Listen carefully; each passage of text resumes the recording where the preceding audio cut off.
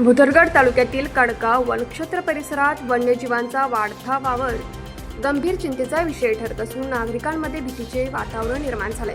विशेषतः रात्रीच्या वेळी रानगवे शेतकऱ्यांच्या शेतात घुसून उभ्या पिकाचे मोठ्या प्रमाणात नुकसान करत असल्याची घटना सातत्याने समोर येत आहे। शेतकरी पिकाची राखण करत असताना त्यांच्या जीवाला देखील धोका निर्माण होत आहे। अनेक शेतकरी अक्षरशः जीव मुठीत धरून रात्रभर शेतात पहारा देत आहेत। वन्य प्राण्यांनी हल्ला केला तर जबाबदार कोण, असा संतप्त सवाल शेतकऱ्यांकडून उपस्थित केला जातो। दरम्यान शासनाने नेमून दिलेल्या बीटमध्ये वनपालांनी वास्तव्यात राहणं अपेक्षित असताना प्रत्यक्षात ते राहत नसल्याचा गंभीर आरोप शेतकऱ्यांनी केलाय। निवासासाठी शासनाकडून सुविधा उपलब्ध करून दिल्या जात असूनही त्यांचा योग्य वापर होत नसल्याची खंत व्यक्त होते। अलीकडेच रानगव्याने एका शेतकऱ्यांच्या पिकाचे मोठे नुकसान केलं।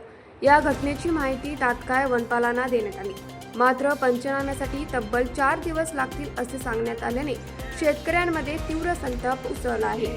इतकंच नाही तर संबंधित अधिकाऱ्यांकडून उद्धट वागणूक मिळाल्याचा आरोपही शेतकऱ्यांनी केलाय। या पार्श्वभूमीवर संबंधित कर्मचाऱ्यांवर कठोर कारवाई करून निलंबनाची मागणी जोर धरू लागले।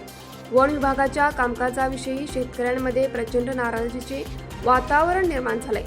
यावेळी शेतकऱ्यांच्या प्रमुख मागण्या: नुकसानग्रस्त पिकांचा तात्काळ पंचनामा करावा, योग्य व त्वरित नुकसान भरपाई द्यावी, वन्यजीवांचा वाढता वावर रोखण्यासाठी ठोस उपाययोजना कराव्यात, संबंधित अधिकाऱ्यांवर कडक कारवाई करा, प्रशासनाने तात्काळ दखल घेतली नाही, शेतकऱ्यांनी तीव्र आंदोलन छेडण्याचा इशारा दिलाय। शेतकऱ्यांचे संरक्षण आणि त्यांच्या नुकसानीची तात्काळ भरपाई करणे अत्यावश्यक आहे, अन्यथा परिस्थिती आणखी चिघळण्याची शक्यता नाकारता येत नाही। खताचे नुकसान कोण देणार? ही लावण आता गव्हाने अशी खाली मका खालाय, त्याशिवाय आता आम्हाला शेतकऱ्याला याच्याशिवाय कुठला विलाज नाही आहे। तुम्ही साहेब आम्हाला येऊन याची आमची काळजीपूर्वक तुम्ही आमचं काम करणं गरजेचं आहे।